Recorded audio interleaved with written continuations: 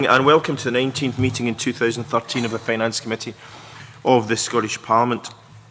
As this is the committee's last meeting before the start of the summer recess, and is also the last meeting before our current Budget Advisor, Professor David Bell, his contract comes to an end and he departs the committee.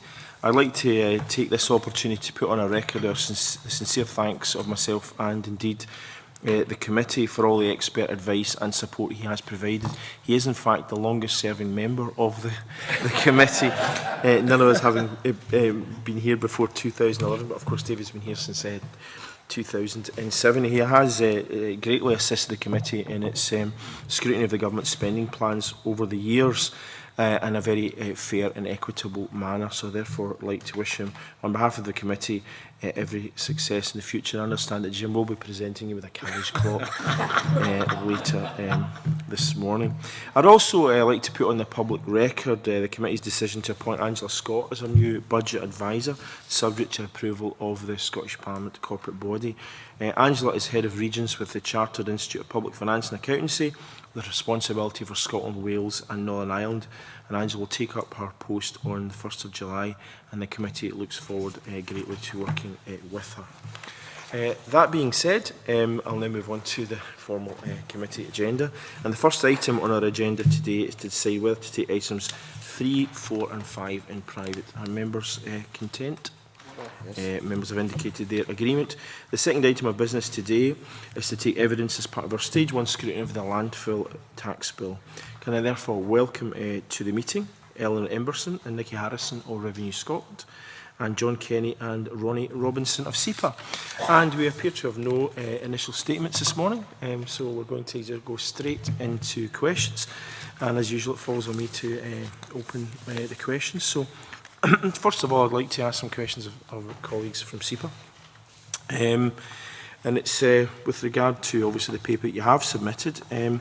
You've pointed out that alternatives to landfill are currently expensive, and the bill, by continuing the existing landfill tax rates, makes alternatives to landfilling more proportionate, thereby encouraging alternative technology development and the utilisation of existing alternative facilities. Will an increase or decrease in the level of landfill tax encourage or discourage this further?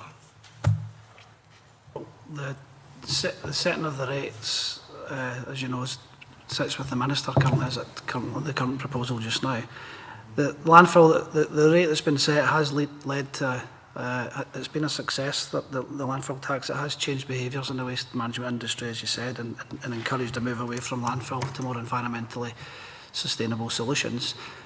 If the rate were to increase significantly, it could make alternatives more attractive, but again, it would have a significant impact on business, and business would need a significant lead-in time to do that, and it would be a differential rate from the rest of the UK, which isn't not the policy direction of the bill as it stands just now.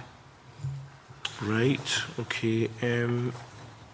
Now, in terms of encouraging the proper disposal of asbestos, it would benefit from being taxed at the lower rate, according to your submission, and to make sure that more materials are disposed of safely in a controlled legal manner rather than being stockpiled at the place of production or disposed of illegally. How common is the disposal of asbestos illegally, or indeed hoarding of those materials? Ronnie, do you want to I'm probably best to answer that one. Asbestos, there's been considerable changes over the last years. Asbestos was a very prevalent building material from the late 1800s through to 1985, when it was banned in building products, and since 1999 it's been ceased even for reuse. So the only option for asbestos, being a hazardous material, is for disposal to landfill site, and to ensure the proper disposal of the dangerous substance asbestos, it is best placed in land, covered up, so the fibres can't be exposed to air. So by reducing the tax liability for asbestos, we believe that would encourage the proper and safe disposal of the material. But how extensive is it? Say it is a diminishing material because it is now no longer in modern buildings, but there's still a considerable number of properties that will have asbestos and asbestos fibres within building products. There is considerable tonnage still disposed of, but in comparison to the waste stream, it is a relatively small waste stream compared to the disposal of waste in Scotland as a whole. So in terms of illegal dumping, are we talking about hundreds of tonnes, thousands of tonnes a year? What are we talking about? You're probably looking towards the hundreds to small thousands of tonnes of illegal disposal. Okay, right. And how much? What proportion of that is in terms of relative to the legal dumping? I would. I don't have any figures to hand to make those comparisons, but I would imagine that's a relatively small proportion compared to the overall disposal. Okay.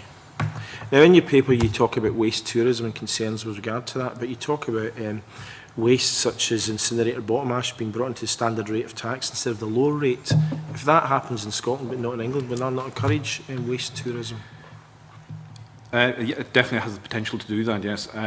We would certainly like to see the rates for landfill tax remaining the same as the rest of Britain to encourage certainty in disposal. But we do believe there are certain waste streams which would benefit from a slight change and are worthy of looking at, discussing and consulting. I think with any of these proposals, there is quite complex changes if you do change the rates and encouraging the movements of material backwards and forwards. So I think it's only right and fair that that is open and consulted with industry if any changes are going to be placed. But the benefits are the landfill tax is an environmental tax, and we want to encourage the safe and proper disposal of material and also encourage the reuse and alternative technologies of material. Doing that with bottom ash has the potential to encourage it to go for reuse. Okay, it's just that I mean we've been told in previous evidence sessions that waste can be very price sensitive in terms of waste tourism, and if you're talking about going from £2.50 a tonne to £80 a tonne, then the likelihood is it'll just shift over the border. I don't think you'd be very happy about that in England. I think what we're saying is it could be something that's looked at. We're not saying it should be happening. What we're saying is we need the certainty now. As we learn, as we go forward and engage with industry, opportunities may come up that may be worth looking at. But all those points you've raised would have to be considered in any thoughts about making those changes. Okay. Now, there's a discussion here about how HMRC cannot collect tax from operators whose sites are not permitted, and this encourages large-scale dumping. Again, I'm trying to get a handle on the scale of that. I know, obviously, being illegal, it's not always easy to grasp, but what is the kind of scale? I mean, Craig Hatton told us, for example, that North Ayrshire had 268 tonnes last year, but I mean, that's pretty small compared to other local authorities, as we know. What kind of level of illegal dumping are we talking about in Scotland as a share of landfill disposals generally?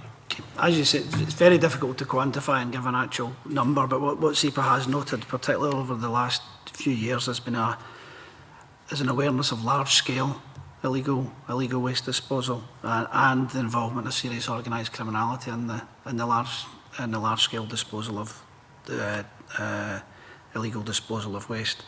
We've had significant fines in that area, up to 90,000 and 200,000 fines. We've got existing investigations ongoing that are very significant in scale, that if illegal waste disposal was brought into the tax regime could be at 7 figures, the amount of the potential tax liability from these sites.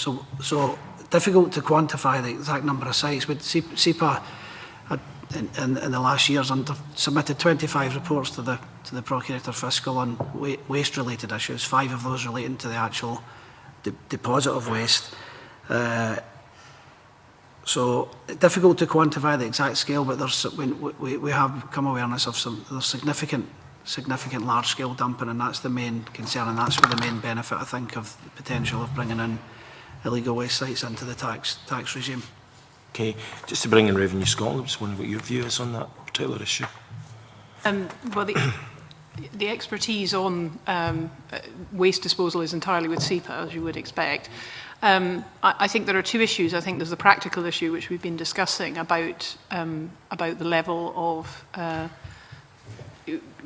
tax that might be recovered and the level of illegal dumping that's currently going on. But I think there's also an important issue of principle here, which is really a policy matter, but I share the view with my policy colleagues that we want to send a signal that that tax will still be collected from everyone who ought to have paid tax, and regardless of whether in the end we're going to collect a large amount of money, it's an important principle that we're not going to allow people simply to duck the tax. Okay. Now, I think that this is obviously an important aspect. I mean, one of the issues we want to get clarification on is in terms of enforcement. Who do you believe should be responsible for enforcement in terms of tax collection? I think it will vary from tax to tax. Obviously, the committee's been discussing a lot about land and buildings transaction tax recently. Landfill tax. I'm talking about landfill tax, yes. I think SEPA have special expertise in this area, but there's a range of activity through compliance, through enforcement. There's a range of activity from chasing up payments not made or payments that are late, right through to checking that the disposals made on a landfill site match the returns and the tax due, right through to pursuing people who've perhaps been illegally dumping and there's tax liability. It seems to me that on the end that requires a lot of the environmental expertise, SEPA have the obvious expertise on this matter, and we would be looking to agree with them exactly what activity they would undertake and what would be left with Revenue Scotland. Can I have SEPA's view on that issue, obviously? Likewise, I mean, there's a lot of synergies with the work we're currently doing in identifying illegal waste sites. SEPA's putting a massive amount of resource into identifying these sites and dealing with them, working with partners through the work of the Environmental Crime Task Force. So the identification of the sites, there's real synergies and benefits and efficiencies with SEPA doing that. Again, I would concur with my colleague from Revenue Scotland. We do have the expertise in dealing with enforcement, and it would make sense to have some role in this going forward, but the exact role is still to be determined with discussions. Okay, because obviously what we're trying to do is determine exactly what that role would be, you know, and I understand there's about £300,000 being made available for that to SEPA for the additional responsibilities. Does SEPA feel that that sum is adequate? For the additional work? I mean, you don't know exactly what you're going to be doing. I appreciate that, but in terms of how things have been set, how do you feel? I feel it's adequate for what we estimated. That estimate's based on experience within SEPA. We've got operational experience of inspecting landfill sites and dealing with landfill sites. We know where we are. We've got a finance department of more than 20 staff that deals with £30 million plus in income, and we've got an IS department that again deals with £1 million IS developments, and there's 45 staff. So for what we've quoted for, yes, but if the remit following discussions with Revenue Scotland increases to, because that doesn't include the enforcement costs. So if SEPA does take on that role, then part of the discussions with Revenue Scotland would be the financial arrangements around taking that role on. Okay, thank you. Now, colleagues are likely to ask questions about the Landfill Communities Fund, so I'm not going to ask any of SEPA because obviously I think colleagues will want to ask about that. But I'm just wondering, Revenue Scotland, if you have a view on the Landfill Communities Fund at all? Well, not really. I think that's a policy matter. I don't think you would. Just seeking clarification on that. And just one other issue, which is also, I suppose, a predominantly a policy matter. But what's your view in terms of the when the tax should be set? I'm afraid I don't have a view. I mean, I think that's one that you've explored with policy colleagues. And yes, we'll be asking the Cabinet Secretary that obviously afterwards. I was just wondering whether or not in practical terms you had any concerns about timescales. I would have a concern if, if it wasn't going to be set in an appropriate time to make administrative arrangements, but we will deal with that. And what would you consider an appropriate time? I'm sorry, I don't think I can answer that right now. Right, okay. We're developing systems. We expect to develop systems that will allow rates to be changed and tax, not simply for landfill tax, but for land and buildings transaction tax, rates to be changed and arrangements to be changed, potentially, if necessary, at very short notice. So I'm not expecting that we would administratively need a long lead time at all. But that would be the only concern for me. Okay, well, thank you very much. I've got a number of colleagues who want to ask questions, so I'll let them in straight away. Jamie, to be followed by John. Thank you, Convener. This is a question I posed at our last session. I suppose it's primarily directed at people with Revenue Scotland have a perspective, then they're welcome to provide it. I mean, landfill tax, unlike other taxes which are primarily designed to accrue revenue to the public purse, I suppose the primary purpose of this tax is to reduce the amount of waste going to landfill. So taking this bill in the round, what is your assessment of this legislation in terms of working towards that aim? I think it's a very positive mechanism for doing that. It's already been shown to be successful. It's driven a 30% reduction in the amount going to landfill since 1997. It's understood by business. It's regarded as a success. It's got the community funds element to it. So I think it's a very powerful tool to do that. Okay. I also have a question about the block grant adjustment. And I know that SEPA were clear they didn't necessarily have a set perspective at this time, but North Ayrshire Council in the evidence session we had previously expressed some concern about a gap that might emerge between any reduction in the block grant and revenue accrued through the landfill tax. I'm wondering if Revenue Scotland and SEPA have a perspective on that.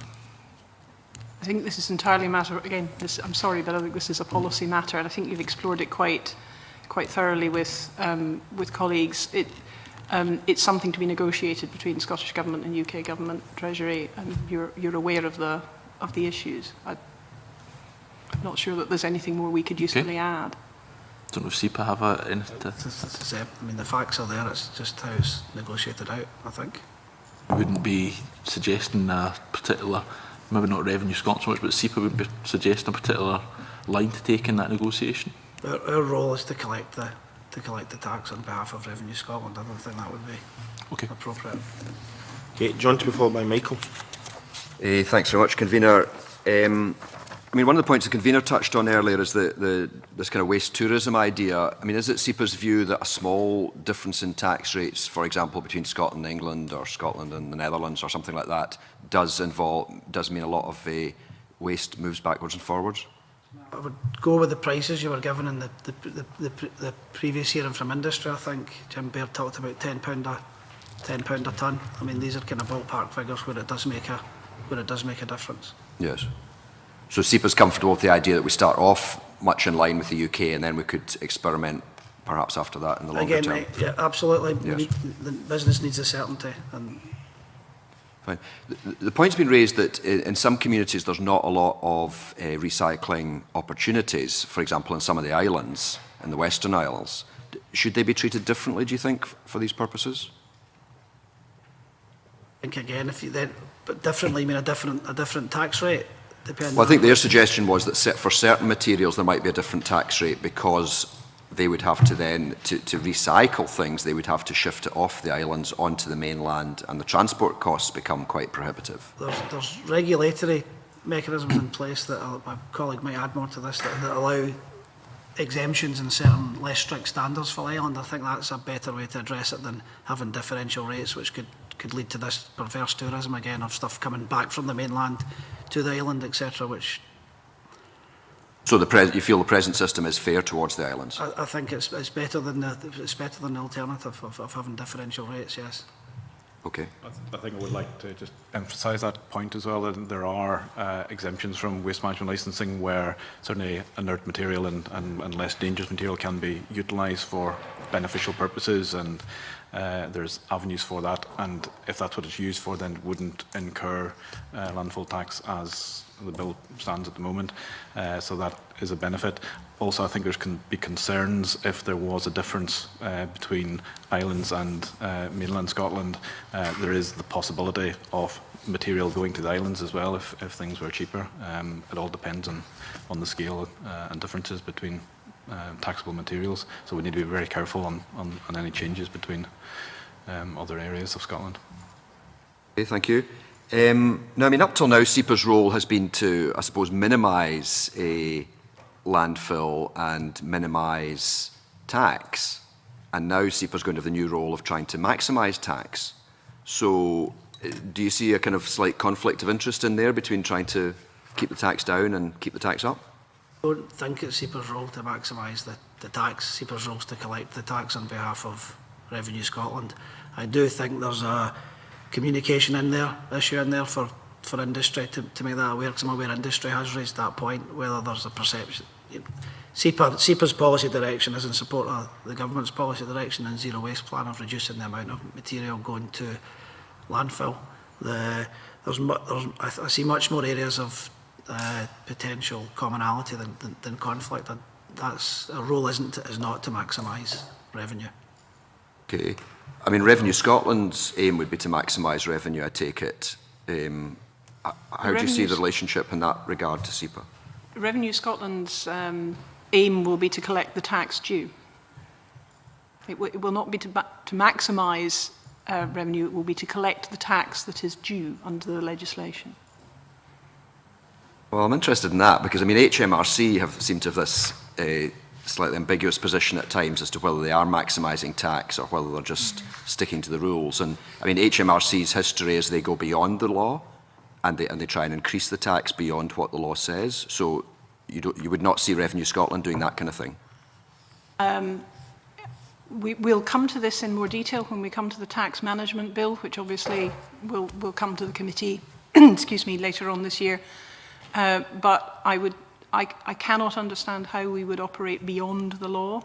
We have to operate in line with the legislation as laid down by Parliament. Although inevitably there would be grey areas. Indeed so, yes. Yes. But our aim would be to collect the tax due. Okay, thank you. I mean, can I ask SEPA, I mean, it's been suggested over time that, sometimes there are quite large quantities of illegal waste are dumped and nobody seems to notice them until they've got very big. Does that suggest SEPA doesn't have enough resources, or is it just impossible that there's so much space in Scotland that inevitably that's going to happen? I don't think it's inevitable, and resource-wise, as I said, SEPA has put a significant amount of resource in this. We have 18 teams geographical spread about the country. We've got an enforcement support team of specialist staff to undertake complex investigations with surveillance capacity. We use the police as partner of the police to undertake surveillance. We've invested a significant amount of resource in an intelligence system that gathers intelligence from our own staff, from members of the public, from industry. We engage with industry are good as you might imagine about coming to tell us when somebody's undercutting them, and partner organisations. So we have a lot of information at our gift and disposal to identify these sites and then resources to tackle them. But it's a significant job to do. It's difficult, and yeah, I'm not saying we're aware of every illegal waste site in Scotland, but we've invested a lot to have systems in place to help us identify them and tools to tackle them as well. I think we accept it's not easy, although sometimes it's surprising that even near urban areas sometimes there seems to be dumping goes on and it's not picked up. I mean, can you use satellite technology, or is that just? Yes, we've a technology called LiDAR that we've used in recent cases. That is a flyover from a year or two ago, and we can compare it with now. So you can see there's thermal techniques to try and identify how much material's been deposited in sites. So yeah, we do use all these techniques. That's great, thanks so much. And the final area I wanted to just touch on was the whole kind of communities fund and so on. Now, I saw in, I think it's paragraph 19 of your submission that it talks about Entrust and the role of Entrust. However, previous witnesses have suggested to us that we could actually do away with Entrust and their role, and that we could carry on quite happily, and that would save us a bit of administration. Would SEPA disagree with that? The Communities Fund is, I think, generally seen as being a very effective way of compensating communities for the detriments that having a landfill site beside their community can have. So it's seen as something that's returning something beneficial to local communities. The way that it's organised and the way that it's regulated currently seems to work fine. But that said, we have had views that it's maybe slightly top-heavy in the regulation of it, and it could possibly be streamlined and put monies back to the fund again, which would be better spent on local communities. We appreciate that there are lots of views out there. There's lots of vested interest with environmental bodies and the distributing bodies that are currently in place. From a SEPA's perspective, we would like to certainly be involved in the discussions and looking at the synergies and benefits of SEPA being involved in possibly regulating the process as well. But that is one of several options that are out there for discussion, and we would welcome to be involved in those discussions as to how the Communities Fund will be developed. Okay, thank you. And you also, in the following paragraph 20, talk about the 10-mile eligibility radius. And I mean, I must say I completely agree with your analysis of the problem that in an area, and you specifically say the edge of Glasgow, 10 miles takes you right across the city where people have had little impact. But in a rural area, 10 miles is actually quite short, small distance, and it could impact much wider. Have you got a solution to that, or have you just raised the problem? Well, we've raised the problem. I think the point to raise really is that since 1996, the waste management industry has changed considerably. There were considerably more landfill sites, and waste was generally put in your bin and taken to a landfill site. In 2013, things are very different. New waste technologies are available. There's zero waste policy trying to encourage the minimisation of waste and stop material going to landfill site. As a result of that, as I already said, there's less landfill sites. Material is getting transported larger distances to facilities to treat the waste as opposed to going to a nearby landfill site. So in that respect, I think there are changes required to the detriment that's caused by the waste management industry as a whole, because it's not just the landfill sites. You've now got closed landfill sites that were open in 1996, which may still be causing environmental problems, and you've got the transport issues of waste going past people's front doors as well, and there's detriment involved with that. And I think it would be fair to look at the opportunities to compensate those communities for that material being moved. So do you think we could make the 10-mile a kind of variable distance? I mean, I wondered if we could maybe do something like look at council wards, because they would tend to be bigger in a rural area anyway and smaller in an urban area. I think maybe my colleague would like to add to that. Rather than having a fixed area, I think it should be the principle that those affected directly should get the first call and on the benefit of the fund. Okay, thanks. Thank you, Michael, to be followed by Gavin. Thank you, this is primarily directed towards SEPA. I mean, you've said in evidence this morning and also in your submission that you currently licence waste sites, but there are also considerations in this bill that SEPA should manage the Landfill Communities Fund and take a role in administration of the Landfill Tax. You've used the word synergy, commonality. Other people might call it centralisation and a power grab. Are you not concerned that taking on all of these responsibilities brings things into the centre and might not actually be the best way of looking at the wider picture? With respect to the community funds, we're not been given management for the community funds. It's the collection of the tax. So just to clarify that point first of all, but I think again, efficiency-wise and commonality-wise, I think those the benefits are there. We regulate these sites. We know where these sites are. We've got relationships with the operators. The operators are already making data returns outlining the types of waste they're receiving, the quantities of waste they're receiving. So I think it's not about centralisation. I think it's about making the best use of the resources that are there in the most efficient manner to collect the tax. When you're talking about a single distributing environmental body, that would be interest. I think But later what on. I think what our colleague had said, I think our comment was that SEPA could be in a position to. Our comment was SEPA could be in a position to administer the. But again, that's something for further down the line of discussion, and that's one view compared to. It wasn't that SEPA should be doing this. It was that SEPA could be, if that was the best thing for the tax and for the fund. Yeah. There's also been some discussion about allowing for funding of wider environmental objectives, which are not specific to any one location, sort of national environmental objectives. This goes back to the point that John Mason was making. If you live in close proximity to a landfill site at present, you can see at least some benefit from that disadvantage. If you're being blighted by the landfill site, you at least can have some compensation via the community funds.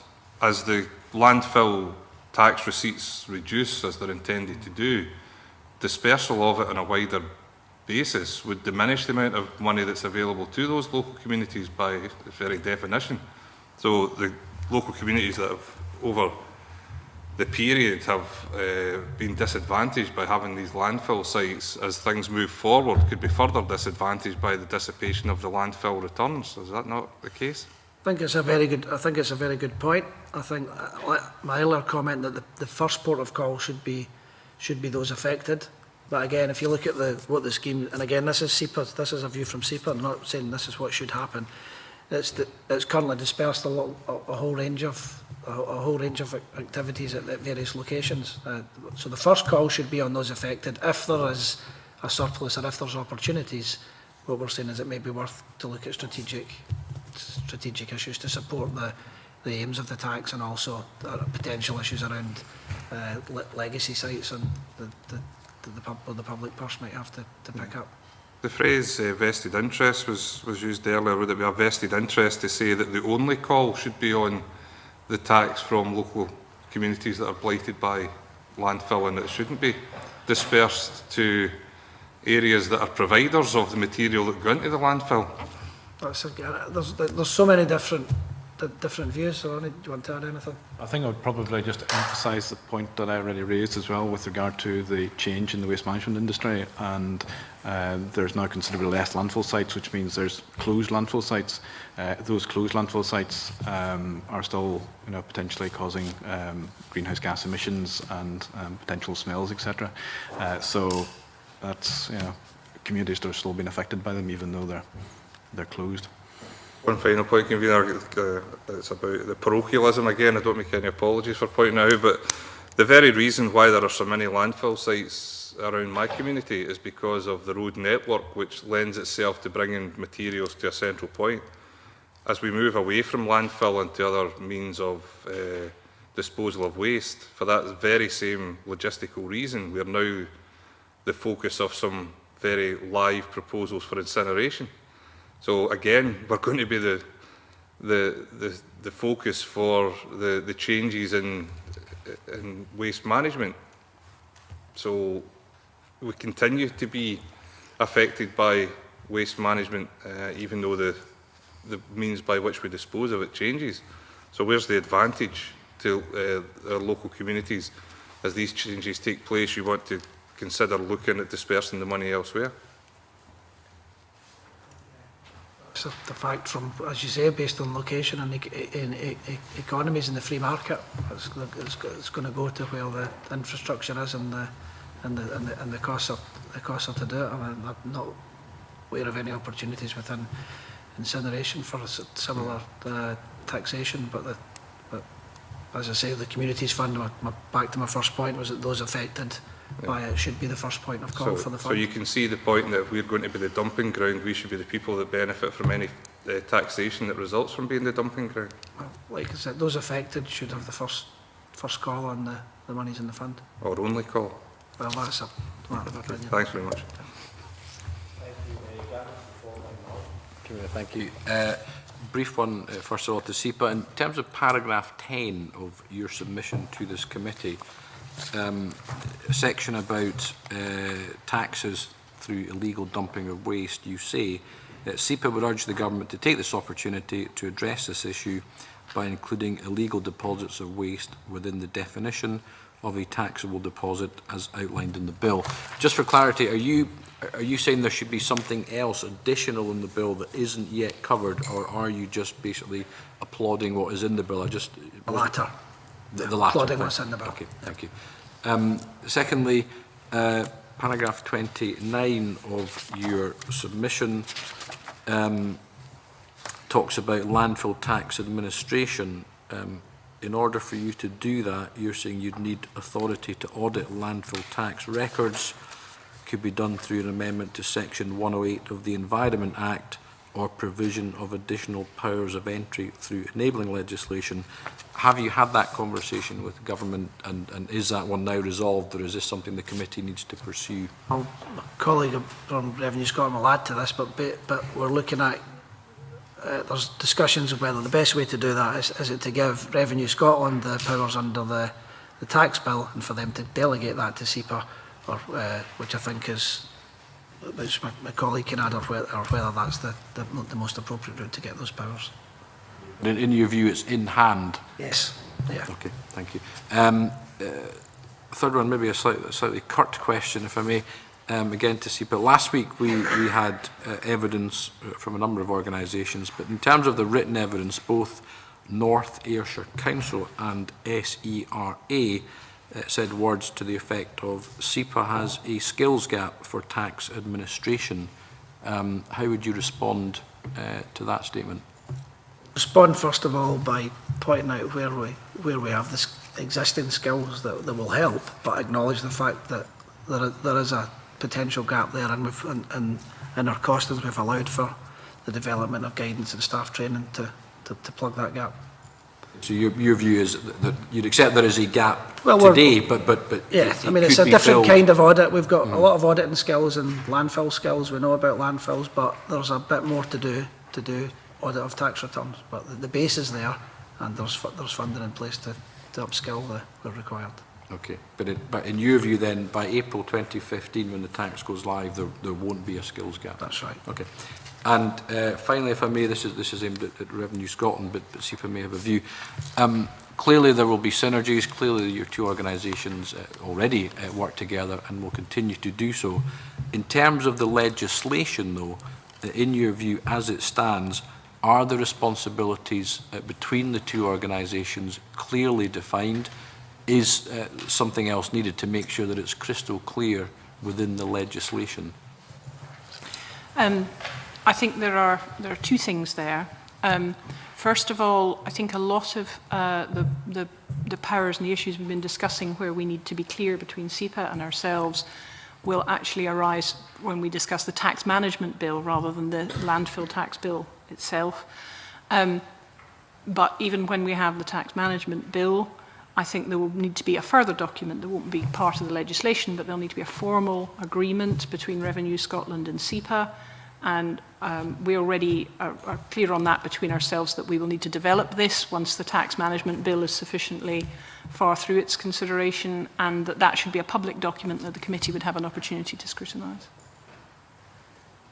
So the shared view then at this stage is that there's nothing additional needed in the landfill tax bill to define responsibilities. Yeah. Okay, thank you. That's all. Thank you. Malcolm's followed by Jamie. I was interested in the tension in the SEPA evidence between, I suppose, on the one hand, incentivising other methods of disposal, and on the other hand, incentivising dumping. I mean, the asbestos being the example of the latter. If you set the tax too high, more people will dump. But equally, you said alternatives to landfill were expensive, so you had to set the tax quite high to incentivise use of the alternatives. So, I mean, what would be your response to that? I mean, is your conclusion that the tax is kind of set about the right level and we've got to be careful not to make it too high or too low, or what conclusions would you draw from that? What you've said there, yes, is the correct level, and also applying it to illegal waste sites will have a massive impact and improvement on what you've talked about there, and as well as improvement for the environment, should increase business for legitimate operators. I mean, what's the kind of scenario in terms of the alternatives becoming cheaper? I mean, you say they're expensive now. I mean, do you see them becoming cheaper over the next few years, or will that help? I think they do become cheaper as money's invested as them, and people learn more about the technologies, and that's what drives rates. That's why we've had the increased recycling rates, because the technology has become more affordable as but the business industry needs that certainty of the landfill tax and knowing that price is there to justify the investment, I think, in the first instance. I mean, the zero waste plan has a target of, I think, a maximum 5% sent to landfill by 2025. Is that kind of a target that you would expect to be achieved, or is that dependent on rising rates of tax, lower expense for the alternatives, or I mean, what's the status of that 5%, as it were? It's a target that needs to work towards, and there's measures and there's regulatory measures in place also to drive that. You know, bans on certain material going to landfill, bans on recycled collectible material going to landfill, bans on food waste going to landfill. So the landfill tax is one part of that strategy, but there's regulatory things in place to drive to that 5% also. And to Revenue Scotland, I mean, is the projected tax take for 2025 based on that 5% figure, or is that, I mean, because I think there are estimates that have been made for how much tax will be taken in by 2025? The estimates that we have are as in the accompanying documents for the bill. Is that based on 5% going to landfill, or is that based on something else? My understanding is it's based, and I'm afraid Revenue Scotland hasn't done the projections here, but my understanding is that it's based on the full information that's available to the policy teams, the complete policy framework. And I think my colleague is indicating that's the case. So yes, it's based on that. Okay. The figure of £300,000 to SEPA has been mentioned. I mean, could you clarify exactly what that money is being given for? I'm not entirely clear in my mind, because there were obviously concerns were expressed last week, I think, by the Chartered Institute of Waste Management about the adequacy of that sum of money. But I was just wondering exactly what your understanding is that money is for. I'm assuming that we're referring to the £300,000 annual running cost estimate for SEPA, which on page 25 of the financial memorandum, there is a breakdown given of our current best estimate. I would emphasise that all of the figures, the Revenue Scotland and SEPA figures that are in the financial memorandum, are our best estimates at the time that this legislation is being put together. And I've provided, as requested to the committee, a very high-level timeline of the work that we're doing. Obviously, as we work through that in more detail, we'll refine our estimates and understanding. But the breakdown given on page 25 is the current planning assumption. And to SEPA, in terms of the problem of illegal dumping, do you think that sum of money is adequate for you to do the necessary work on that? The enforcement of illegal dumping is not included in that. It's not included in that figure. Well, that's probably the problem that I had in the back of my mind, actually, because not having page 25 just in front of me, I wasn't entirely clear whether it did or not. Well, that does seem to be a rather striking omission, is it not? It's what we talked. We've not formally decided where that line is, but when we do, there's the wider sum that Revenue Scotland has, and that there's, my colleague can add to that. When and if SEPA takes on that role, there would then be negotiations around the finances to support that. If you take on the role of monitoring... Well, the enforcement, like I said, there's not we're at a stage in the process now where we've agreed that what SEPA will be doing, but there's further discussions to take place over what the role is with respect to enforcement and who's best placed to undertake. So how much money do you spend currently on work in relation to illegal dumping? Because presumably you have some activity in that area already. We have that's the point about the synergies and the identification of the sites. SEPA's already undertaken that work. Yeah, we're already putting a very significant amount of resource into identifying them. What we're saying is, if we want to go to the next stage of enforcing the landfill tax and collecting it from these individuals, which would involve a significant resource, because it's different than... So you regard the identification work will just be a continuation of what you're doing at present, or you could argue you will have an... You could argue that... You should be doing more, because obviously there is now a financial gain from doing that. That's a very valid point. Again, but that's not factored in at present. It's not factored in, but again, would be part of the discussions. Okay, well, that'll do just now. Thank you very much. Me? Thank you, Michael McMahon's line of question. I mean, where waste isn't being sent to landfill, it's being sent, if not to one of these illegal dumping sites that remain encompassed within the scope of this bill. If it's been disposed of illegally, it's going to a recycling plant. There are a number of such facilities within my own constituency, and without going into the specifics of it, because that's not what this is for, but certainly at one of them, waste can be sort of piled fairly high, open to the naked eye for people living fairly nearby. Now, that's not a landfill site, but frankly, to those of my constituents, it's a moot point that it isn't a landfill site. Should such sites be somehow encompassed within the scope of this legislation? I don't think so. I mean, my view, SEPA's view, the landfill tax is to divert material away from landfill to be treated in a more environmentally friendly way that protects the environment, and it's a resource. This waste is a resource, and anything that can be recovered from it is that's the policy driver for the landfill tax. Presumably, under any licences granted to an operator, it shouldn't be stored for a certain period of time, because essentially that becomes de facto, if not a permanent landfill site. For those who live nearby, what's the difference? It's sitting there for some time. So, is there any merit? And I'm aware that you will have powers of enforcement, including fining. But is there any merit in encompassing such sites within the scope of this legislation, such as, and I know they're not illegal dumping sites, but if they're not operating as they should be, again, that's maybe a moot point. If your illegal sites are being encompassed in this bill, should these sites be encompassed somehow? Illegal sites, we mean, to clarify, it's illegal landfill sites.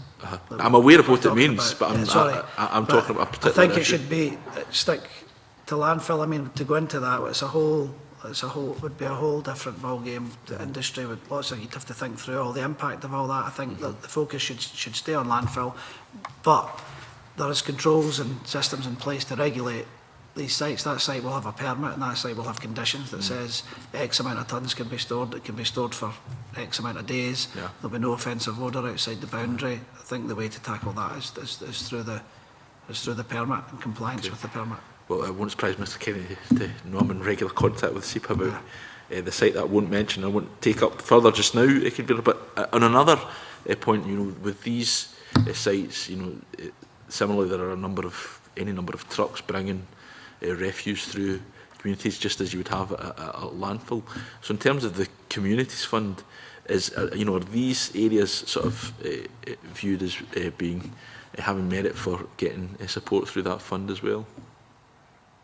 It would be dependent on the tie-in with the landfill. I think that goes back to Mr McMahon's point about the people producing the waste or the different sites. As it stands just now, it would be those affected by the landfill and in relation to the landfill. Again, now that's possibly what you're suggesting as another consideration that could be put into the mix when it's discussed about what the fund should be or shouldn't be spent on. Thank you very much to all our witnesses. That is the end of this particular session. I'm going to suspend the meeting to allow a changeover of witnesses. Thank you very much.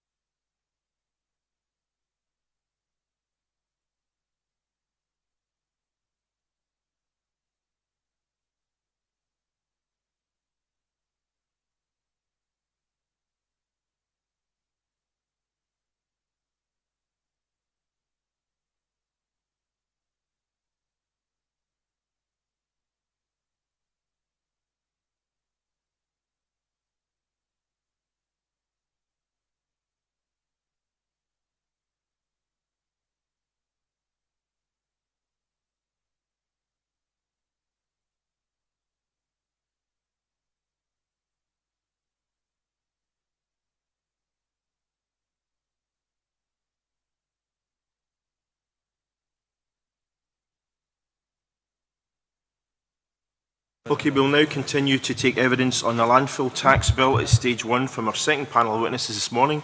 Can I therefore welcome to the meeting the Cabinet Secretary for Finance, Employment and Sustainable Growth, and Alistair Brown, Stuart, Greig and John St Clair of the Scottish Government Bill team, all of whom are familiar to the committee. We do not have an opening statement, Cabinet Secretary, unless you're desperate to.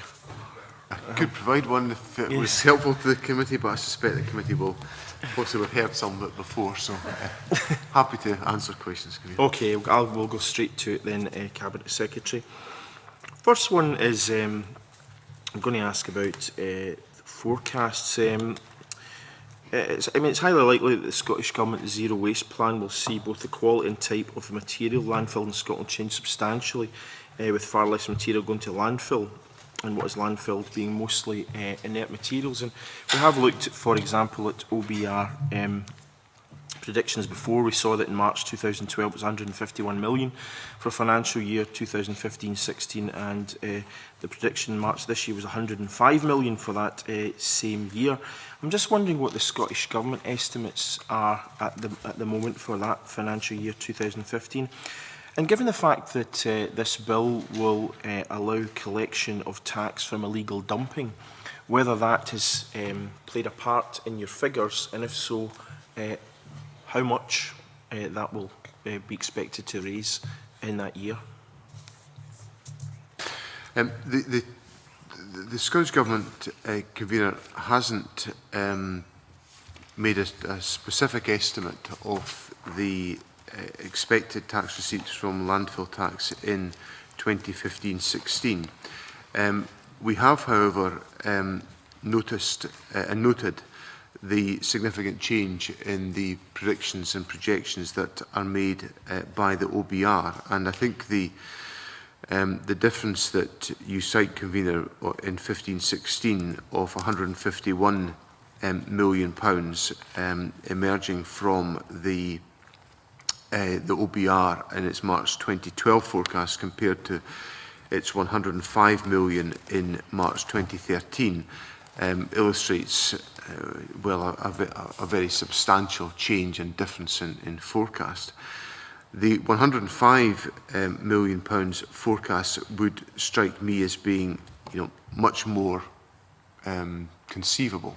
The £151 million figure I found utterly inconceivable. My expectation in the period going forward is that we will see a long-term reduction in the revenue from landfill tax, accepting that the success and the effectiveness of recycling policies, which of course are part and parcel of the wider approach the government takes on the reduction in emissions that are required under climate change legislation, will result in a reduction in landfill tax going forward, and we would clearly have to deal with that as a government. Okay, now the point you didn't mention in your response to the point I made about additional revenue from taxation from taxing of illegal dumping. I'm just wondering how that would come into your figures. I think the illegal dumping is an extra tool that we're putting into the bill to essentially enable us to do two things. Well, three things, I suppose, convener. One is to provide a further disincentive to illegal practice. People should not be able to avoid the legitimately charged landfill tax of operators, or the disposal costs legitimately charged by legitimate operators, of which landfill tax will be part of that calculation. That's the first point.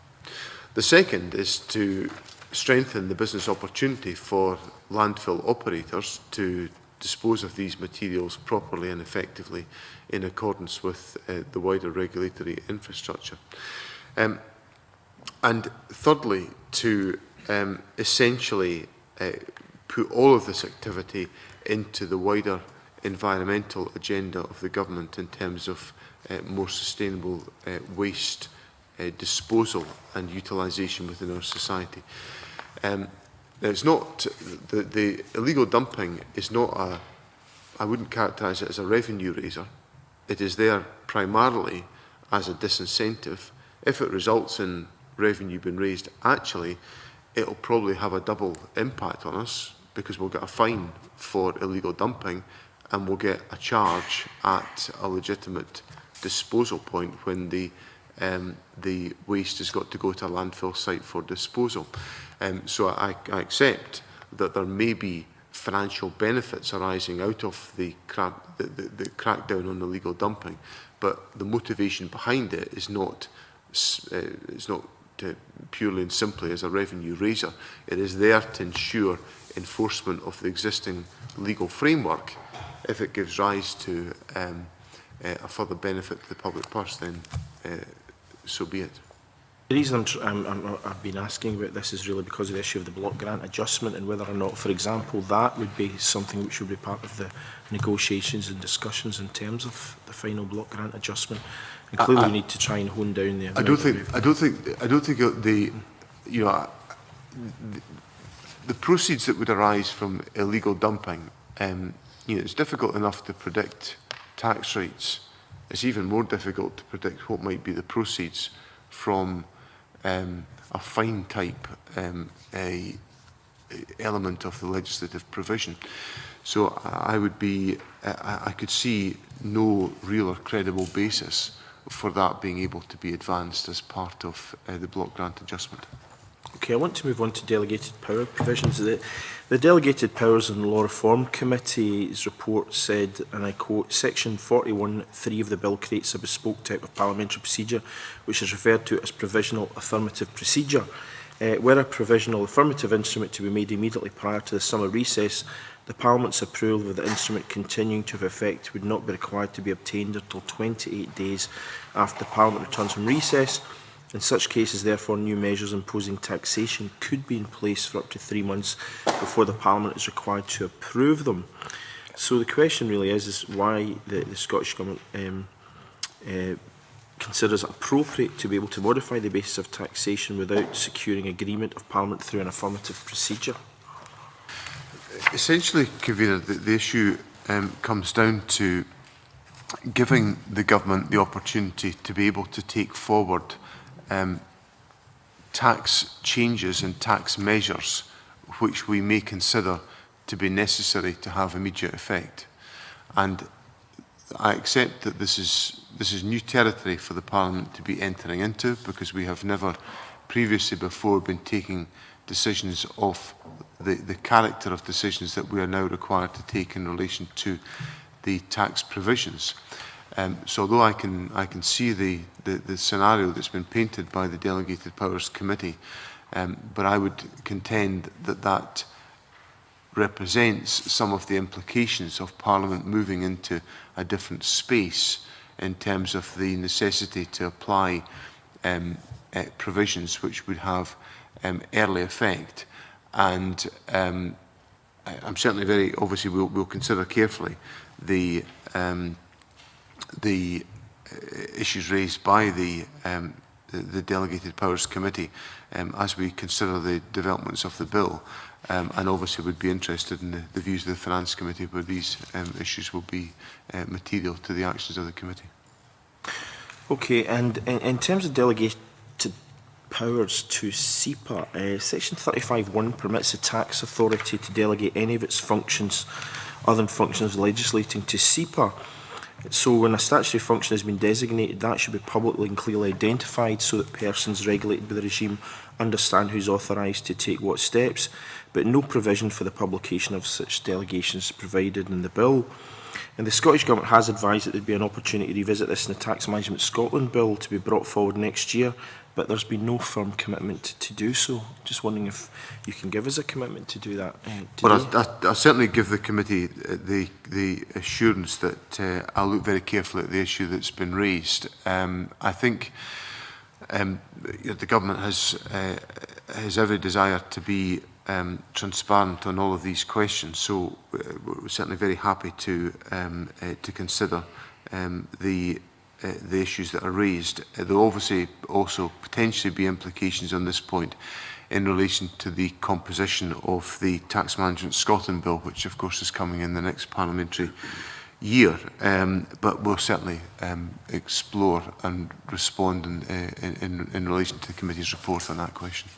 Okay, thank you. Now, there's been quite a lot of evidence taken with regard to the Scottish Landfill Communities Fund, which will be created under sections 18 and 20. But whether or not the negative or affirmative procedure will be used remains unclear. So I just wonder if you can provide some clarification on that, and whether the Scottish Government intends to hold a consultation on the draft order in advance of its introduction. We intend to consult certainly before we would use the powers envisaged under subordinate legislation. That would be an implicit approach that the government would take on all of these questions. So I certainly give the committee the assurance that there would be a further consultation on these questions before the powers were used. We have, of course, in going through the consultation on the bill itself, undertaken quite extensive consultation and had feedback from a number of parties on the proposals that the government has set out in relation to the Landfill Tax Community Fund. And I think broadly it would be fair to say that there's a pretty positive reaction to the proposals that the government was putting forward, which certainly indicated to me that we were moving in the right direction on many of these questions. But obviously there will be further consultation in exercising the powers as we come to do so. I just want to cover one last point before I let colleagues in, and that's the issue of certainty, which has come up quite a wee bit in evidence both last week and the previous week. And Stephen Freeland of the Scottish Environmental Services Association pointed out that he represents an organisation looking to make investment decisions for alternative non-landfill infrastructure. And he says the viability of which will depend on what landfill tax will be, so it would be nice to have an indication of what the tax will be. Similarly for the differential rates, the potential third rate of tax, it would be interesting to know what that might be and what materials it might apply to. And it would be, it said it would be useful to have that on the face of the bill. Now, Craig Hatton from North Ayrshire Council added that given the challenges to public sector finances, we look to plan further and further ahead. The Council set a 2-year budget as a 10-year financial plan, so it can plan for the significant changes it needs to make to face those challenges. He said procurement exercises take about 5 years, so we need quite a good lead-in time to manage the public finances and enable procurement exercises and new methods of collection. If the lead-in is too short, we merely act and make the wrong decision. And I mean, he went on to make the point that he would really like the taxes to be set as early as possible. He said 3 years. Well, that would have been last year. So I'm just wondering what the Scottish Government's view of that is, and when these rates are likely to be set, because that appears to be quite a key aspect of the evidence we've been receiving from a number of individuals. There are two different issues here, Convener, that I think the committee must consider. One is about the investment approach, which the first witness that you cited is making a point about, as to what are the investment decisions made by individual operators as to how they should participate in the zero waste, the implementation of the zero waste strategy that the government is trying to implement. Frankly, those investment decisions will not be driven by what is the rate of landfill tax this year or next year. Those decisions will be driven by what is the opportunity for a return to be made by participating in the zero waste strategy. So, for example, I readily accept that if a company was to embark on a proposition to recycle particular elements of waste, they would be looking to see, is it likely, as part of the zero waste strategy over a number of years' time, that there will be a ready flow of materials coming out of the recycling agenda within Scotland, which can provide them with a core for their business activity. And I think that's a long-term investment decision. These are the issues that Mr Lockhead regularly discusses with the waste industry in Scotland, and we very much welcome the participation of the waste industry in resolving some of these questions within the private sector within Scotland, and obviously essentially selling their service to public authorities within the country. And as I say, these are long-term investment decisions. They will not be influenced by what is the rate of landfill tax this year or next year. They will be about whether or not, as a country, we are going to be essentially disposing of materials in a fashion that they can utilise and they can make an economic return from. So I wouldn't confuse that with the issues of the setting of the landfill tax rates in any one given year. The second point is about the setting the rate of tax, and as I have said to the committee on other issues, I'm keen to set tax rates in a timescale that is of assistance to industry, but gives us enough clarity about the proceeds that we're likely to realise in terms of the public finances, and that obviously has an effect on the implications of the block grant adjustment mechanism into the bargain. I haven't stated at what stage we will set the taxes. I think I'm certainly considering the relevance of doing that around about budget time, September 2014. But I will make a final decision upon that, and obviously we can consider that further as part of the committee proceedings. Okay, I mean, in that latter point, I mean, the local authorities seem to be saying that they really need a longer period of time to make their necessary investment decisions.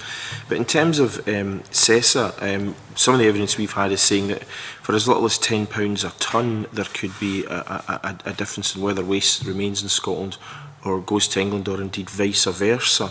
And therefore, if rates are not set early, then they don't take some of the investment decisions you've said, because they may feel that in Scotland they won't actually need to make the decisions, because if the rates are significantly different, then waste would depart Scotland. So that's why they're looking for a kind of certainty in terms of long-term business planning. Well, I have said that the rates in Scotland will be set no lower than the rate in the rest of the UK in 2015.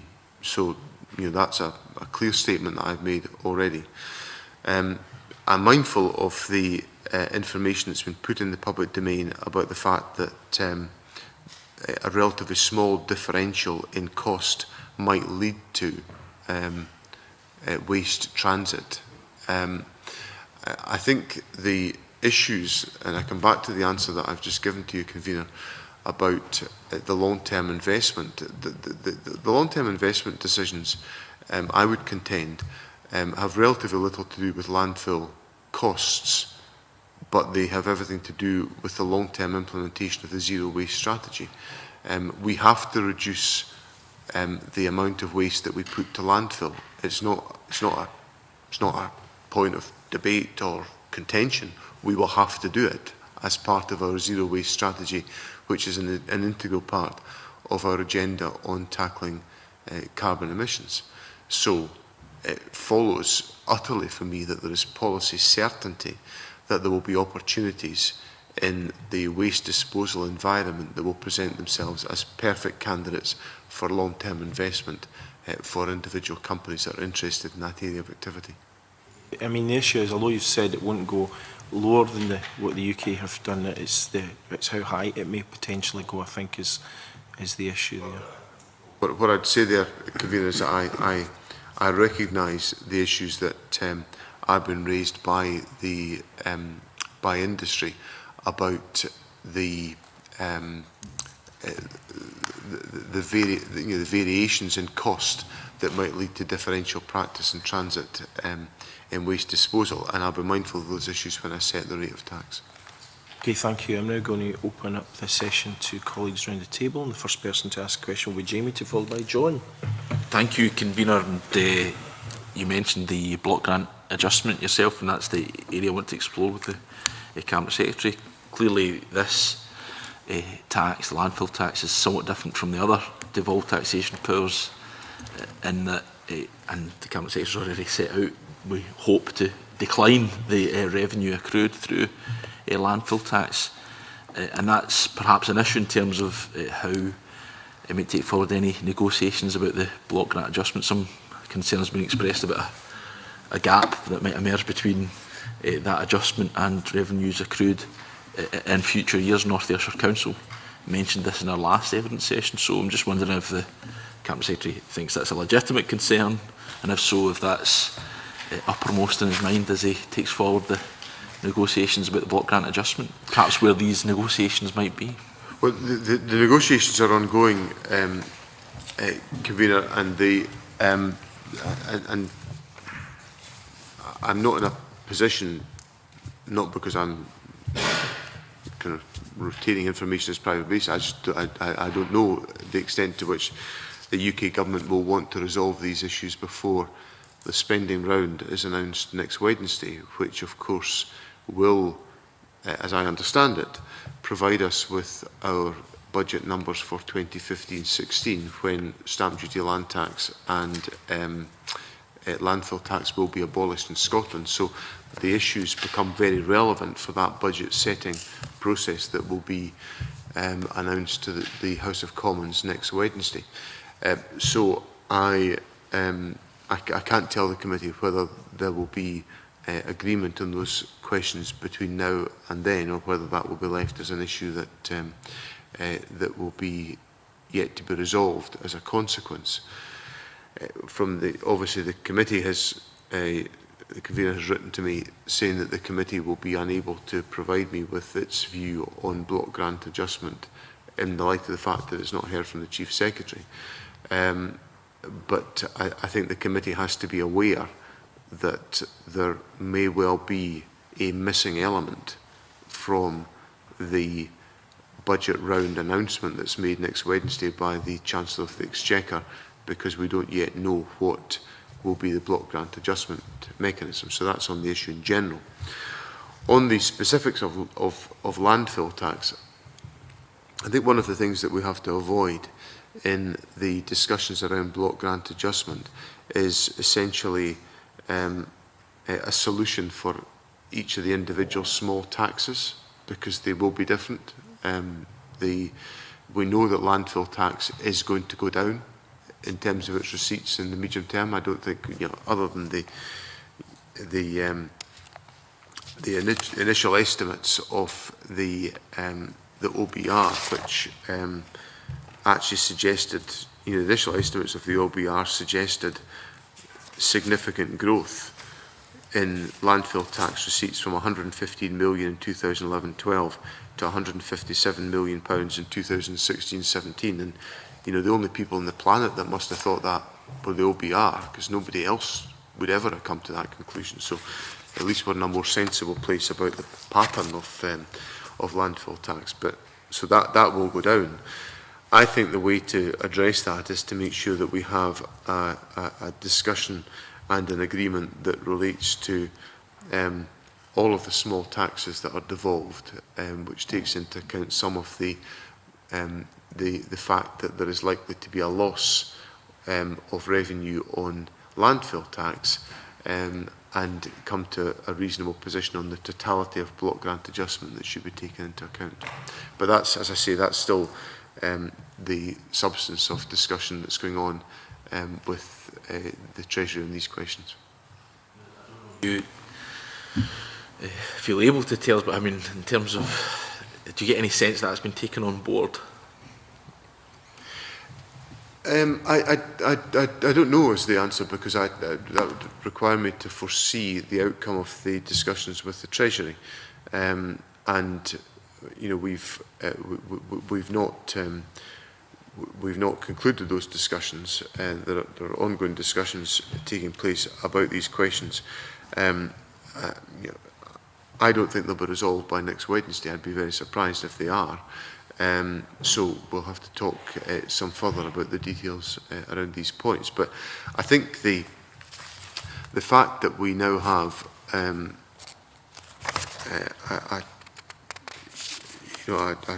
a more credible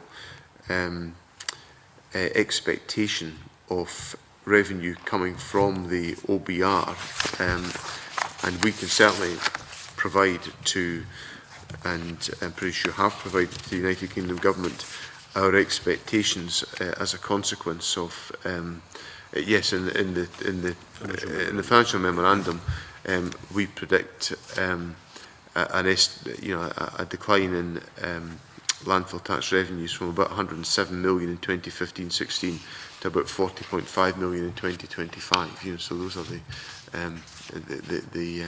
the likely parameters that we would see taking their course. So that has to be reflected in the block grant adjustment. Thank you. Thanks, Convener. Just to start with, if I could press you a little, Cabinet Secretary, on some of the points that the Convener was raising.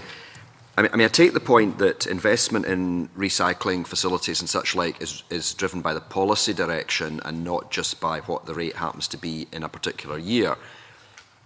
However, I mean, the policy direction has driven the rates, because the UK policy has been to increase the rates, escalator or whatever it is, and therefore people have known that the rates would increase, and that has surely encouraged investment in recycling facilities and such like. So would that not still be the case going forward, that the policy drives the rates and the rates drive the investment? Well, I think we can debate, I think, to a significant degree how all these things interact, but what I would contend is that the policy framework is the key point that essentially structures what we have to do as a society, and that therefore gives a signal to industry as to what is required to be undertaken. I think it's complemented by what I've said, in that we will set our tax rate at a rate no lower than the rest of the United Kingdom, which I think puts that into a framework which is pretty clear as to what direction we are taking. So I think the long-term certainty that we have offered by Parliament passing unanimously the Climate Change Bill, which requires government to deliver on the carbon reduction targets, and the essential ingredient that the waste policy contributes to that whole process, I think gives a very reliable framework within which operators can make their plans. Because presumably the concern would be if the rate in Scotland was higher. I mean, in one sense that would be an incentive to invest more in reuse and recycling, but on the other hand it would be an incentive to move waste south, and therefore it would be a disincentive to invest in reuse and recycling in Scotland. So I suppose the point just is that the rate is a factor in all of that, isn't it? Well, we have to be mindful of the role of the rate in that whole calculation. But the point I'm trying to make about the issue about the short-term announcement of the rates is that I don't think that is the factor that is driving investment. I think the factor that is driving investment and has to drive investment is whether we are on a long-term committed path to a zero waste objective within Scotland. And that, to me, is the crucial signal to industry that there is a long-term business opportunity here in Scotland that, yes, will be made possible by the rates that we charge, of course. But if the industry thinks for a second that we're in a sort of here today, gone tomorrow position on zero waste, then investment will not come to Scotland. And I want to be absolutely crystal clear with the committee that a key element of the government's measures to reduce carbon emissions is the success of our zero waste strategy, and that to me is the signal to invest for the investment community, the business community. And of course I accept that the rates are material in that process, but they're a subset of that overall policy direction that the government is taking. Thanks so much. In their evidence, the Chartered Institute of Taxation said that they claimed that the resource that is being protected is land, which struck me as slightly odd. I mean, obviously we are trying to protect land through all of this legislation, but it is wider than that, isn't it? Yes, I think it's about, I'm not altogether sure I quite understand the point that... I want to say, because you're trying to protect land, it shouldn't be about the weight that a tax is based on, the weight of waste. Whereas, I mean, my understanding would be that as well as trying to protect the land, we're actually trying to reduce the landfill. That's precisely it. Yes, exactly. Absolutely. Just to clarify that point. Yes, absolutely. Yeah. Well, it's also, but it's also about a whole host of other things. It's also about resource utilisation and how we, the extent to which it's about resource utilisation in its widest sense. It's about signalling to householders and to businesses how we utilise different materials in our daily personal or working lives, and whether there's a necessity for us to reuse something or whether it's just to be disposed of. And these might sound like these can be terribly casual decisions that we make, but the zero waste strategy is about getting individuals and organisations to think more wholly about how they're using resources. So the point that's raised by the Chartered Institute of Taxation, I don't think sums up in any way completely the objectives of the government's agenda in this respect. Okay, thank you. The last session I was asking SEPA if they felt the islands and remote communities were being treated fairly, in that I think there was some suggestion that maybe we should have different rates for the islands, but SEPA's answer was, well, perhaps we're just slightly less strict with the islands because they do not have the facilities for reuse and recycling that we might have in more urban areas. Does that continue to be your view as well? Yes, although I'm very happy to explore the issue in more substance to see if there is a particular disincentive. Certainly in my regular visits to the Scottish Islands, I am certainly aware of the efforts that island authorities have gone to promote and to encourage recycling and effective waste management within the communities. But I'm certainly happy to consider further the issues that are raised to ensure that the island communities are being treated fairly, given the factors with which they are wrestling. Thank you.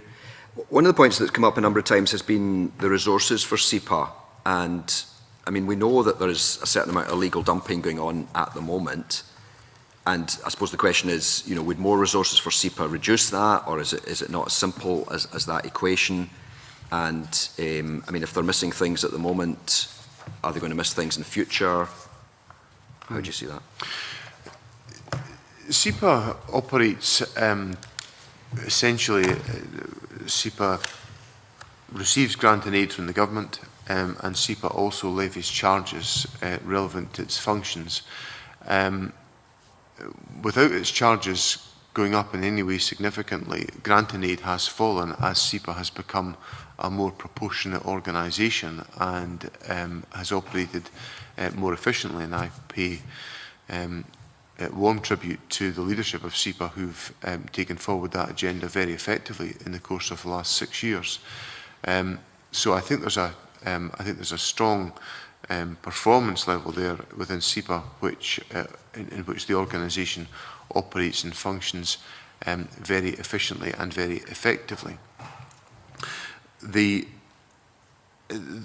question of enforcement and the tackling of illegal dumping, this is a difficult and complex question. SEPA clearly operates alongside other public authorities in our localities, works closely with local authorities and other bodies, and through some of these channels of work, it may be possible to identify where are some of the examples of illegal dumping that could be tackled in a focused and effective way, and that's what we would expect to see from SEPA. I don't think that automatically requires us to be looking at increasing the resources available to SEPA to do that. It involves us working collaboratively at local level. In terms of the work to crack down on legal dumping, we have, of course, allocated resources in terms of the outline planning of Revenue Scotland to explore the compliance activity with the new taxes that we're bringing forward. And there will be an estimated team of 8 staff who will be involved in Revenue Scotland, who will be undertaking compliance activity in this respect. So I think we need to look at the whole picture of what SEPA is doing on the ground, working with local authorities, and what Revenue Scotland can add to the enterprise to try to tackle this activity. Thank you for that as well. I mean, in the last session we had Revenue Scotland in, and I was raising with the question, did they see it as part of their role to maximise the tax take? Now, it was maybe a little bit unfair because I think that may come under more the Taxes Management Act when we get to look at that in due course. But it seems to me that in any legislation, grey areas will appear over course, and HMRC certainly see it as their role to push in the direction of getting more tax when there's a grey area. Would that be something you would perceive for Revenue Scotland as well? What I would say, I would say that my perspective for Revenue Scotland is that its duty is to raise the appropriate level of revenue. And I don't say that to be, you know, to give the committee a sort of a kind of on the one hand this, on the other hand that type of answer. Revenue maximisation is a, you know, I think is a stage beyond what I'm expecting Revenue Scotland to do. I want Revenue Scotland to get the tax that's due in terms of the legislation that we pass. It's part of what I'm wrestling with about some of the issues that the committee has considered at length about land and buildings transaction tax and what is the appropriate tax that is due and what should be collected. It's a, you know, I'm wrestling with some of these questions in advance of what I say to Parliament next Tuesday in the Stage 3 proceedings of land and buildings transaction tax. In terms of this bill, you know, if somebody is illegally dumping and it passes all the tests in this bill, I would expect Revenue Scotland to raise the revenue. That is their duty to do that. Do I expect them to be going out looking for illegal dumpers? Yes, I do. That will be, in my view, getting the appropriate tax in. It's the same as I expect all the good, effective operators around the country who run good sites in an effective and well-managed fashion to pay the landfill taxes due, which I know for a fact that they do. So it's really about making sure that the appropriate level of taxation is raised. I'm not setting them off on a revenue maximisation strategy. I just want them to do the job properly and fully and in accordance with law. That's very helpful. If I can just touch on one more area. The Communities Fund, which have actually spent quite a lot of time on at the committee getting evidence and so on. There's been one or two issues raised. One about whether interest or an equivalent is needed or whether that's just a waste of money and we could have 2% more going into effectively good causes. Two, should the money be spent just round about a landfill site or should it be more widely for beavers in Argyll and things like that? Or three, the 10-mile circle radius, sorry, I should maybe expand on the beavers, should I? Was it RSPB? Sorry, I've forgotten now. From the other week, Scottish Wildlife Trust, yeah, were telling us quite a lot about how the beavers project in Argyll was funded by it from landfill, but not from the neighbouring site, but from other sites further away. And the point was raised that money was being moved around quite a lot. And so I suppose the point is, and I suspect Mr McMahon will say more about this, should the money be available for a kind of national pot or should it be very local? And is the 10 miles appropriate if it is local? Thank you. There's a number of points in there. I should say that... halfway through. I should also, I think, for the sake of completeness, make it clear to the committee that there aren't just beavers in the project of Innergyle. There are numerous in the rivers around the area in which I live, which somehow have got there. But I'll just leave that for the committee to ponder. I'm quite open to further discussion around about these points and would be interested in the committee's view. I think instinctively, I think it would be difficult to simply operate a kind of a local distribution scheme based on we have a landfill site here, so therefore the immediate proximity should be the beneficiary of that, because actually, although we've got the landfill site there, what this is, the landfill, the community proceeds that have been raised from landfill tax are coming because householders and businesses around the country are playing an active part in this recycling regime. So although they may not have the landfill site beside them, they have got, it's because people are separating waste into different commodities and playing their part in that, that's generating the it's part of the whole regime that determines how much goes to landfill and how all that is comprised. So I'm not persuaded at this stage by the, it gets put into landfill sites locally, so it should be handled locally point of view. But I'm open to discussion on that question. On the question of the administration of all of this, I think there's a lot to be done here in terms of what's the most efficient way of delivering this. I think some of the admin costs that I've seen in relation to administration of this fund I find on the high side. So I think there's more efficient ways we can do that, and we'll explore those. I think the final point I would say on the community land fund, the landfill tax community fund elements, looking back historically, Scotland has received 7% of the landfill communities fund since 1996, 1997. But we have been responsible for 9.2% of the receipts. So we've put in 9.2%, we've paid 9.2% of the landfill tax, but our projects in Scotland have only received 7% of the proceeds.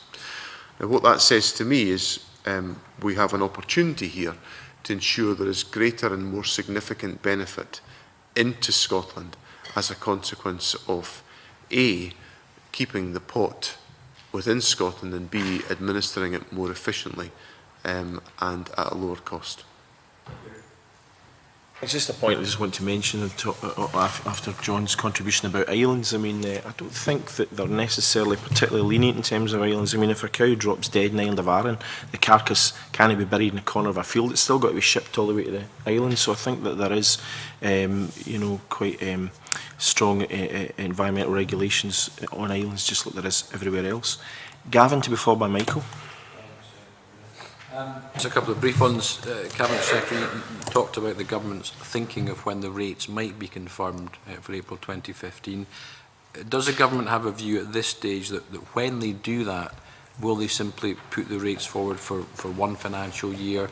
Will there be 3-year rates, or will there be a sort of indication of how it will go on over the next couple of years? I'm just wondering if you have a view on this. I think one of the things I would certainly accept is that there has been a benefit in seeing,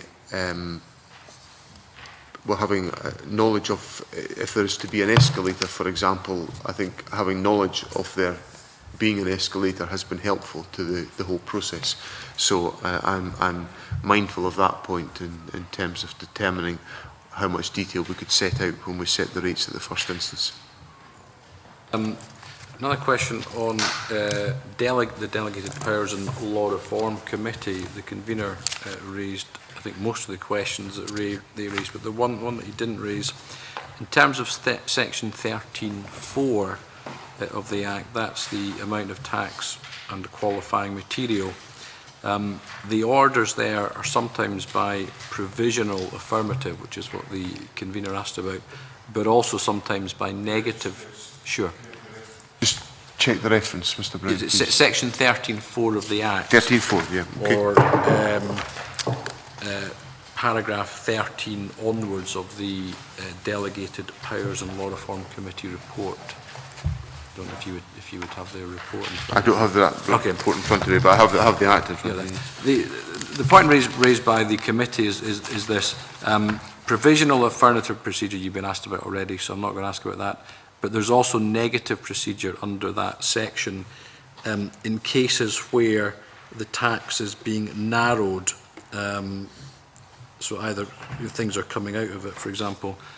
The committee say in their report, the lead committee may wish to consider whether reduction in liability or the provision of exemptions for certain types of activity might be sufficiently controversial as to merit the affirmative procedure rather than the negative procedure provided for in the bill. So I just wonder if the government has a formal response to that statement. My view would be based on the fact that essentially that envisages a reduction of burden, which I am therefore assuming that would be viewed to be, well, less controversial, I suppose, is the assumption I'm making, which is why it would be considered appropriate to undertake the negative procedure. I suppose in chewing that over, there may be, there could be perspectives within Parliament that would consider a reduction of burden to be controversial, that might not be welcomed. So therefore, there may be a necessity for wider scrutiny. So I'm certainly very happy to consider whether the committee has further reflections on that point or is concerned by the approach that we're taking. That's everything. Thanks. Thank you very much, Convener. It's going back to the point that John Mason touched on earlier, this idea of allowing for funding of wider environmental objectives which are not specific to any one location. There are certain parts of the country, notably mine, where because of yeah, so to be entirely parochial, the road network lends itself to logistics and distribution in the local economy, and therefore we are, subjected, if that's the right word, to a number of landfills in the local vicinity of the M80, the M8, the M74. So it's interesting that there is this idea that somehow, because wider Scotland contributes to landfill, they should benefit from the landfill communities tax, because, or fund, sorry, because I've always thought that the principle of the landfill communities fund was that if you're blighted by having the landfill dumps, that you benefit in some way locally from investment out of that, the taxes and the revenues that are raised from being subjected to those dumps. And I find it strange to therefore argue that, because you help to generate there being the need for landfill, that you should benefit somehow from the distribution of the fund. I'd like you to expand a bit further on that rationale. I'm not sure. I'm not sure my explanation in response to Mr. Mason was the clearest I have ever given to Parliament. If I could concede that point in responding to Mr. McMahon's point, which I quite appreciate the seriousness of the issue he raises about his own constituency locality perspective. The point I was trying to make is that landfill tax is, yes, a proceed of what is being disposed of in landfill. The point I was putting across was that if we are disposing of less material in landfill, that is a product of the actions of citizens and businesses right across the country, because our approach to better waste management is being bought into right across the country. So my point was, if there is a community proceed coming out of landfill, there is therefore there's a possibility of that having a wider benefit to projects around the country. Now, I'm not saying that's where the government sits in its thinking. I'm just simply saying it's an argument that I think is valid in exploring what's the best direction to give to the community landfill tax fund effort. And that has to, of course, be countered with the pretty firm point that Mr McMahon has made about the fact that his constituency is affected, so, you know, as there will be other constituencies affected around the country, so therefore they should be the ones that receive those proceeds. But I think there's an interesting debate to be had there, which I'm sure we can flush out during the course of the legislation going forward as to what's the right approach to take in that respect. And I certainly wouldn't for a moment want to suggest that the answer I've given to Mr Mason is the government's last word on the subject. Far from it. I think that's an interesting response. Maybe in that debate we can maybe come to a deal that having had all the landfills for the past decades, that other communities should take all the pyrolysis plants that are now springing up to deal with waste management, and maybe we could do a deal on that basis, Cabinet Secretary. Thanks very much. Welcome. Well, really just a variation on a theme with that, given that we're talking about a community fund that will diminish with the success of the programme towards zero landfill. But I just wonder, at the back of all of that, I mean, if I open a little factory that takes, you know, rags and timber and wood and dirty cans and stuff and make grand pianos out of it, which is kind of how creative we have to be, I suspect, then I could argue that my community is having the trucks coming in to, you know, not landfill, but using the waste. So why would they not be eligible for some of that tax? But I think what I really wanted just to ask was, given that the policy framework, and it's setting a scene for society having to be aware of recycling and saving, it seems to me there's two issues that are probably need to be dealt with, and as a result of that, and one is reducing the waste so that there isn't actually so much, and the other is to use the word that you've used yourself, Cabinet Secretary, that waste is a resource and that we should be using that. Are we then going to see perhaps some of the money in the meantime, or a different fund to be creative with that?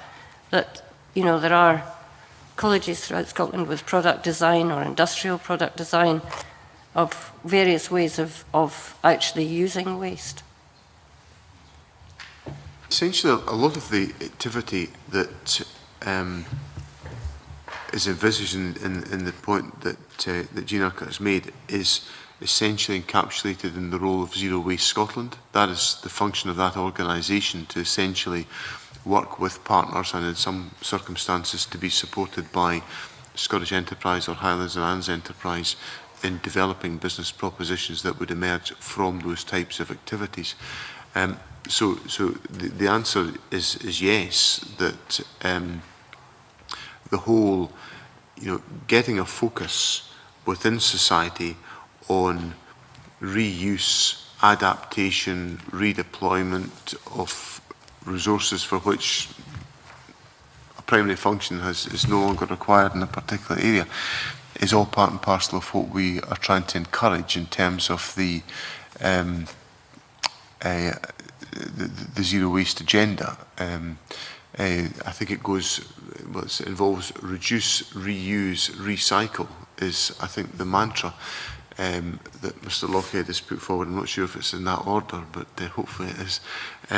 So there will be mechanisms in place to enable that support to be taken forward in that fashion. And just one point, I think, talking about the islands, I think there are some issues that probably need to be addressed. And I think I'm right in saying that Shetland doesn't actually send any waste off the island. So it's an example of a kind of fairly resilient, resourceful. I mean, they are producing district heat schemes, and there's been quite a big investment with some government money in recycling glass into other products, but it's it's an issue that I think is probably worth, or a situation that's worth looking at. I think the Shetland example, does involve a district heating through which will be as part of a waste incineration proposition. But clearly, as I said in my answer to John Mason, I'll explore the issue in relation to islands to determine whether there is fairness in how this has been taken forward. Thank you. Okay. A couple of points that you made. I mean, you used the figure of 7% at one stage, and I wondered, you seem to be implying that 7% of the overall UK money for the community fund was coming to Scotland. I mean, is that what you meant, or did you mean that 7% of the overall landfill tax in Scotland went to the community fund, if you see the distinction? What I was saying is that Scotland's share of landfill tax receipts in terms of the total UK pot since 1996-97 is 9.2%. But we have only received 7% of the landfill communities fund has been contributed to projects in Scotland. So you're saying 93% went to the rest of the UK? I am, yes. Right, okay, so just to clarify that. You also said that you expected SEPA to, can't remember the exact words, but basically detect illegal dumping. I mean, do you expect them just to go on doing the work that they are currently doing in that regard, or do you expect them to, as it were, step up their efforts because there's now a financial incentive in detecting people? It's not so much as a financial incentive. There will be a tax to be charged on this activity. So that's my point in going back to my answer to John Mason. The law will require, the law provides for a tax to be applied on illegal dumping, and I would therefore expect SEPA to pursue that as part of their activities, and obviously as part of the arrangements that I've put in place, operating under the umbrella of Revenue Scotland, where there will be compliance, support and assistance in place, SEPA will be enabled to do that. I suppose it's because some people, I think last week's session raised concerns about the amount of money, £300,000 I think it was, that's been given to SEPA for various activities, but I think when I asked them this morning, they were saying there was no extra money, as it were, to step up their activities in terms of detecting illegal dumping, and I just wondered whether in fact that was a problem. Part of the rationale for my answer earlier about the fact that SEPA, SEPA is a very good example of an organisation that could have kept on coming to the government saying, we want more money, we need to put up our charges. And SEPA have actually been asked by ministers to look at their internal operations and to operate very efficiently. I think they're a very good example of an organisation that has been able to reduce the grant and aid that's required, keep charges at a very stable level, but improve their internal operation. And there hasn't been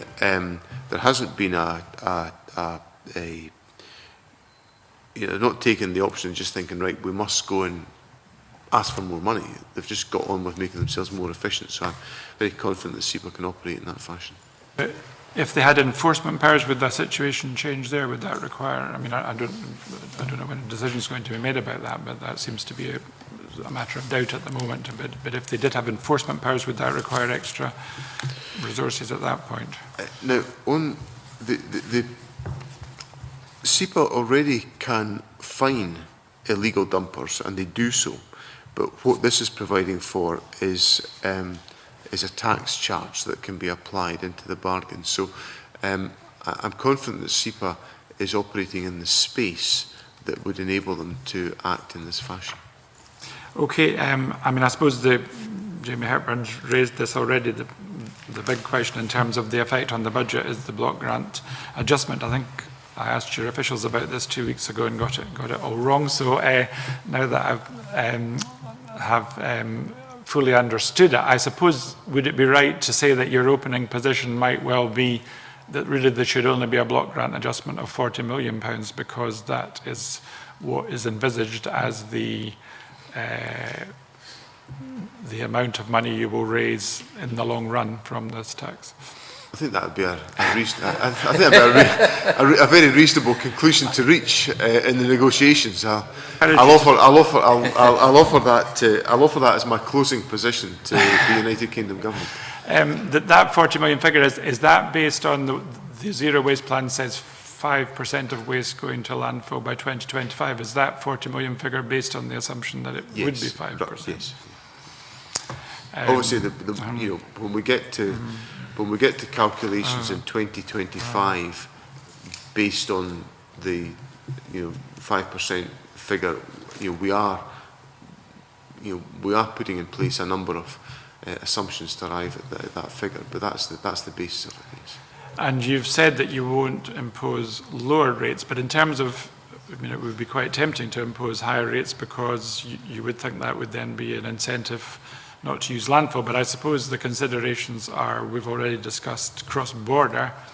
I suppose the other one that came up from SEPA was, particularly in relation to asbestos, if it's too high a rate, it will encourage illegal dumping, but I suppose you could argue that as a more general principle, if you have too high a rate, it encourages illegal dumping. So, I mean, what range of factors would you consider in deciding whether to raise it as distinct from keeping it the same?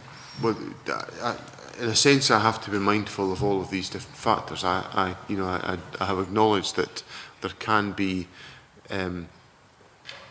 relatively small cost differentials that could encourage a practice of cross-border activity, and I don't think actually that's in anyone's interest, because it displaces tax income which ordinarily should be raised in Scotland, but it also will incur further emissions if longer distances have been travelled. So there's a variety of different factors to be considered and reconciled in that fashion. Because what I am adamant that the setting of rates must be compatible with and in no way undermine the long-term journey that the government is on to reduce waste within Scotland as part of the zero waste strategy. I should point out for completeness that European regulation that is currently in force, if Scotland was an independent country, it would be contrary to European directives to transport any waste across the border. So there is an example which might persuade Mr Chisholm and some of his colleagues of the merits of Scottish independence to keep that waste in that context. But but I think there is the government is very clear about its policy direction in terms of the long-term achievement of our environmental targets, and therefore we have to take a set of measures that will enable us to support that agenda. Okay, thank you. You want to come in briefly? Just a very quick question. I think Cabinet Secretary might have already answered, but just for absolute clarity, where there is obviously the activity of illegal dumping has been brought within the scope of the landfill tax, and the Cabinet Secretary was clear that at present SEPA can impose fines on individual organisations that dump waste illegally. I think you said there this would be a fine and a tax charge applied into Barton. So essentially, the question is, the organisations will be fined as well as they could be fined. They could face a tax charge, and they would also face the charge of proper disposal with a recognised operator. That could be criminal proceedings. Yeah, it could be criminal. Yes. Okay, that's helpful. Appears to have concluded questions from the committee, but not myself as yet. Just a couple of points, well, more than a couple of points, but In 2011-12, the revenue in Scotland from landfill tax was £98 million, and 2025, you said earlier on, you're looking for about 40.5 million.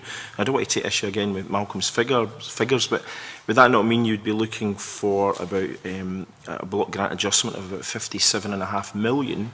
And do you have the figures on a year-on-year basis to actually show how you get to that 40.5 million? You said you had indicative figures, but I just wondering what kind of, how strong your figures are in terms of that. Well, essentially, the 2025 figure is arrived at by essentially calculating where we think we will be in terms of waste recycling. I think it would be, you know, I'm pretty sure we could work out a year-by-year staged assumption, but you know, I think we'd be getting into, I think would be getting into a level of expectation which we may well have to do in terms of block grant adjustment issues to come to some form of agreement. I think in terms of how this all fits together, the point answered to Mr. Hepburn earlier on was to make the point that we have a certain variability in the taxes that have been deployed to us as to what our expectations might be about some going up and some going down. And I think the block grant adjustment mechanism has got to take account of that in the round, and that's essentially what I'll be advancing as part of the process of dialogue with the UK Government. Okay. In terms of the Landfill Communities Fund, my understanding was that the aim was, as Michael McMahon said, about blighted communities. I mean, you seem to be talking about changing almost the kind of definition somewhat of the Landfill Communities Fund. In terms of your explanation, I'm just wondering if you can provide clarification if it's still the intention of the Scottish Government to ensure that, broadly speaking, that really the focus continues to be on blighted communities.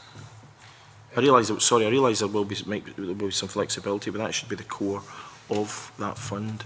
Yes, I can acknowledge that that's the core of the fund. I think what we need to explore is what are some of the, you know, as we embark on this whole approach, is there a way in which we can construct the fund in a fashion that best meets the expectations of communities in Scotland, recognising some of the factors that I've raised as part of the evidence this morning? Because what we're talking about is a fund that's going to be declining year on year. I mean, you mentioned that Scotland, you know, 9.2% raised in the UK, only 7%. Sorry, 9.2% of the tax was raised in Scotland, but only 7% of the community land tax monies actually came here, which meant if we look at the figures from the RSPB, £74.25 million a year in the UK, that would mean that Scotland's share would be about 1.6 to 1.7 million less than it should have been. Why is that? Why is Scotland not getting it? Is it because there aren't projects coming forward? Or what is the reason why Scotland is not getting its share? You know, the 9.2% or there or thereabouts of the money that's actually being raised in Scotland? It's a bidding process, convener, and I think the short answer can only be that insufficient projects are coming forward from communities in Scotland. Right, but obviously the amount of revenue is declining. So is there any merit in encouraging more communities to put forward bids if at the end of the day that it will get a year-on-year decline in funds? Well, or do you believe that we should do that, sorry, in order to perhaps get the number of projects in Scotland above the 9.2% even? Well, the tax will be devolved in April of 2015, so there's not an awful lot of time between now and then to, well, just short of 2 years, I suppose, to make an impact on that point. But I think clearly the lesson of all of this is that we have to be very effective in how we engage and motivate communities to be part of this process. Okay. And just one last point in terms of enforcement. I mean, SEPA have the powers to, you know, instigate environmental enforcement action on illegal sites, and HMRC can't collect them. And as we've discussed, this encourages illegal dumping. When we took evidence from SEPA and Revenue Scotland earlier on, there's still ongoing discussions about who's going to be responsible for enforcement of non-payment and pursuing these legal dumpers. I mean, what's the Scottish Government's view on that?